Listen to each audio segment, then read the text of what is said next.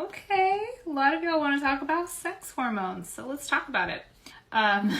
So should you take testosterone supplements, or women, should you take supplements to help you with reduce estrogen or improve progesterone or whatever? Well, it depends. I think a lot of this stuff, there's a downstream effect, and if you can fix the root causes, then it trickles down to the hormones, right? And that can kind of fix itself. Although there are some things you can do, especially natural or herbal wise, to kind of help things along.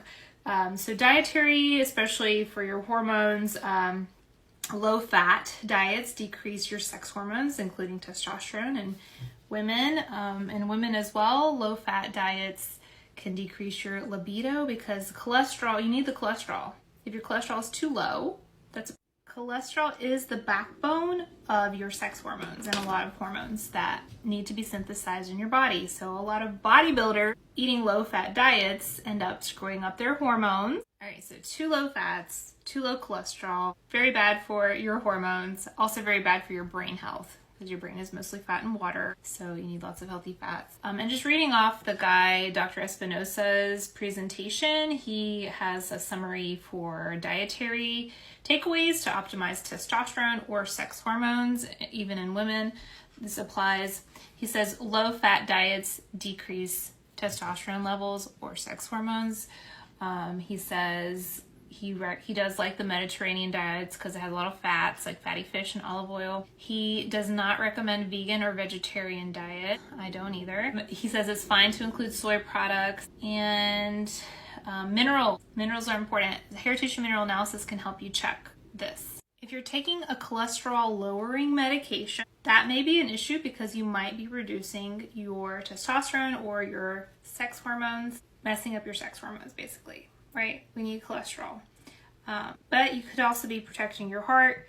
The idea is if you can get away with lowering your cholesterol without pharmaceuticals, that's the way you should go, because medications have risks, and especially being on them long term. So depending on your mineral status, I highly recommend doing a hair tissue mineral analysis to check before you just start taking supplements, especially minerals over a long term, because that can actually create imbalances and cause you health issues. But for some people, zinc may be helpful, boron may be helpful, magnesium, selenium, those may be helpful in the production of testosterone.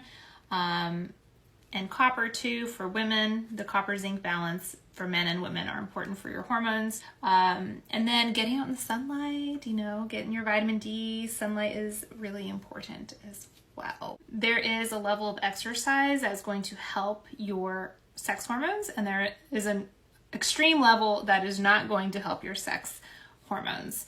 So weightlifting, generally really good to help improve your sex hormones. However, marathon running is very stressful on the body and can actually lower your testosterone, affect your sex hormones negatively, right?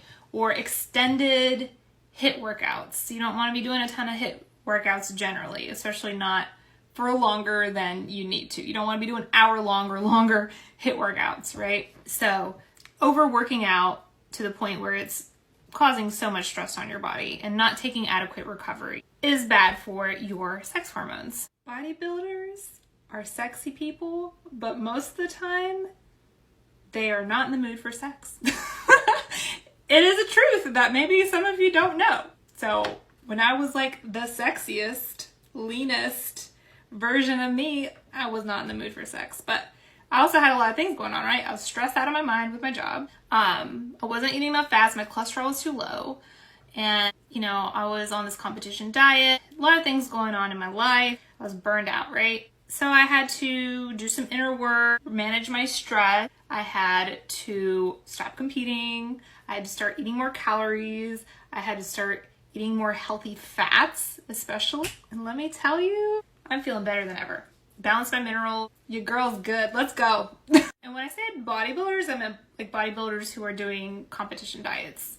But I super respect bodybuilding. I still lift weights. regularly. I love it. I preach it to everybody. I just am at a space now in my life where, you know, it wasn't worth the health risks to me to continue that life in terms of the competition dieting and stuff.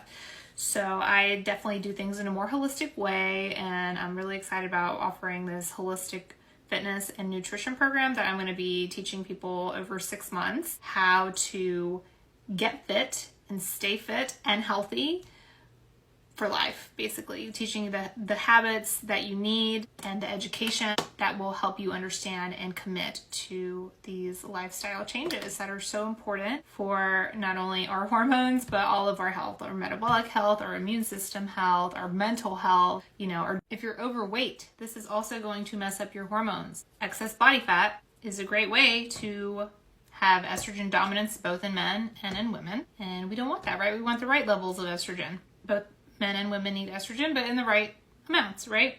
We want our hormone health and reproductive health and our libido and everything to be on point. So we want to make sure we're losing the body fat, the excess body fat. Women do need more body fat than men. We want to make sure we are not under-muscled, because you could be skinny fat where maybe you don't necessarily look like you're over fat. I mean, yeah, overweight, but you are because you're under-muscled. So yeah, we want the correct balance of everything. I wanted to say something else. Let's see if I can remember. So going back to the original question is, should you take some of these hormone balancing over-the-counter supplements? And I mean, there's some data for some of these things and not so much data for other things. And also depends. I think you should probably do some testing before you just do supplementation to see if you even need it. You could check your free testosterone, or there's also this good test called the Dutch test. Like women, you need to take it on a certain day of your cycle because our hormones are all over the place, so we need to be somewhat consistent and do it on a certain day. And then, you know, you can see your progesterone and your estrogen and where you are at different parts of your cycle. And also it does check cortisol as well. So, you know, men who have excess cortisol may respond well to like ashwagandha. Women, you may benefit from some progesterone, maybe in the second half of your cycle, or chasteberry may be good for you. And of course, you already know my answer about whether or not you should take zinc. Do a hair tissue mineral analysis before you just take zinc, because you could mess something up. You can have too much of a mineral. So there's my 2 cents. Let me know if you thought that was helpful and if you like this kind of content.